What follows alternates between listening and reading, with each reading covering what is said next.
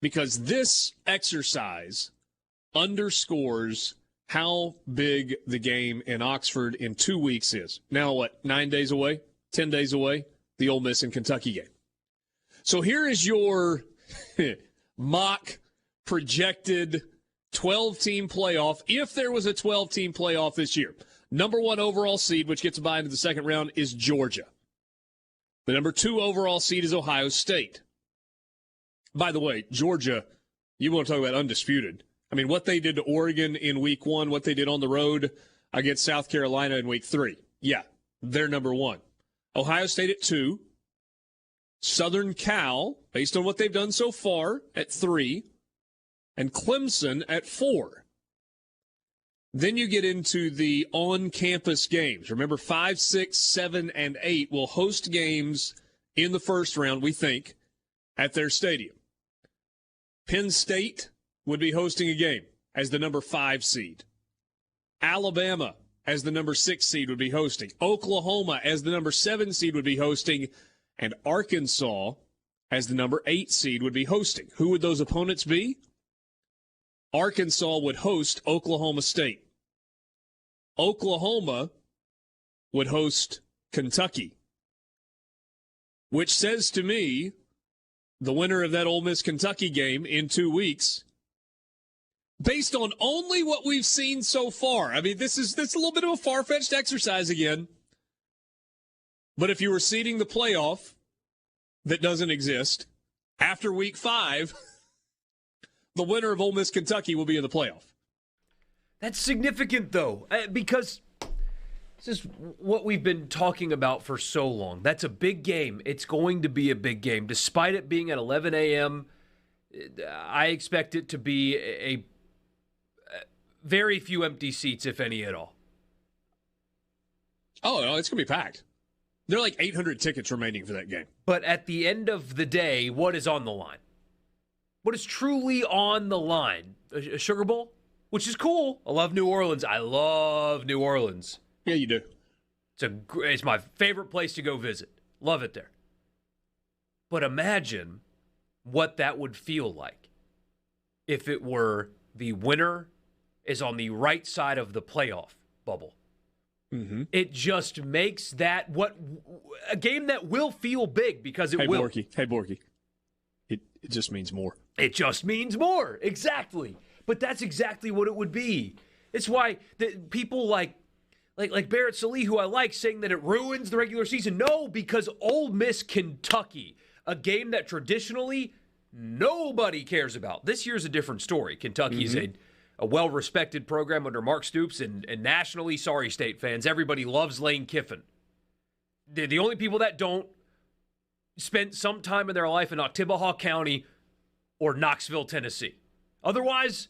And a lot of the people in Knoxville like Lane Kiffin, and there's some people in Starkville that begrudgingly like Lane Kiffin. Yeah, true. Brian Haydad's one of them. He says it all the time. He's like, I so badly want to hate this guy, and I just can't. He's a draw. His teams play well, all that. So this game is away from what you would expect an Ole Miss Kentucky game to be and feel like. But add playoff stakes to it. Mm-hmm. And it goes from feeling big and big crowd and NFL quarterback on the other sideline allegedly and all this stuff would be magnified 10 times over because now winners on the right side of the playoff bubble. Yeah. That matters. And if you win that game, you actually still have a margin for error, right? You win a game that you have to in October, and it gives you the ability to lose a game somewhere down the stretch, possibly be a one-loss team, and still have a chance to be a part of the playoff. The 6-11 matchup is Alabama hosting NC State. I would feel sad for NC State in that scenario. And the 5-12 game, Penn State, Appalachian State.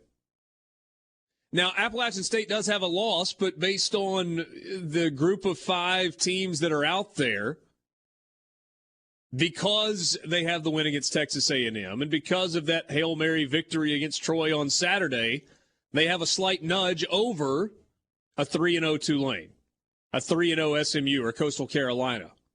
or a one-loss Cincinnati, whose one loss was on the road against Arkansas. So people are like, oh, are there going to be blowouts? Well, maybe.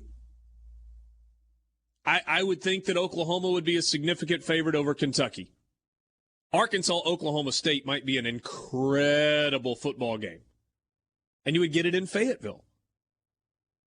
I would think that in a playoff scenario, Alabama would probably be pretty comfortable against NC State. But Alabama is not without flaws this year. And then Penn State would probably be a prohibitive favorite against Appalachian State. But you think after what you've seen from Appalachian State, they'd go to Beaver Stadium and be intimidated? No, probably not. Sir. Probably not. That place is nuts, though. If chalk held, like if all the higher-seeded teams won, you'd get Georgia, Arkansas, Ohio State, Oklahoma, Southern Cal, Alabama, Clemson, Penn State. Oh, I mean, I know Georgia's better than everybody else and all that, but sign me up. Sign me up for Oklahoma, Ohio State. It's a shame that wouldn't happen in Columbus, though. I hate that they have made the semifinals at bowl sites. I understand why. Quarterfinals. Quarterfinals. That's what I mean. Yeah. I understand why. I get it. That takes away from what it could be. I agree. I would love for the first two rounds to be on campus, and then you go with the format that you've got right now. But I don't think that's what we're going to get, and I'm not going to complain about it too much.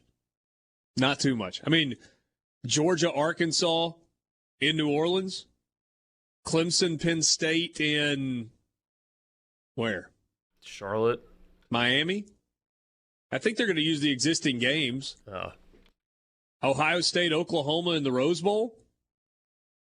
Or Alabama, USC in the Rose Bowl? And the other one in Phoenix? Or maybe you get Georgia, Arkansas, and Atlanta. I don't know.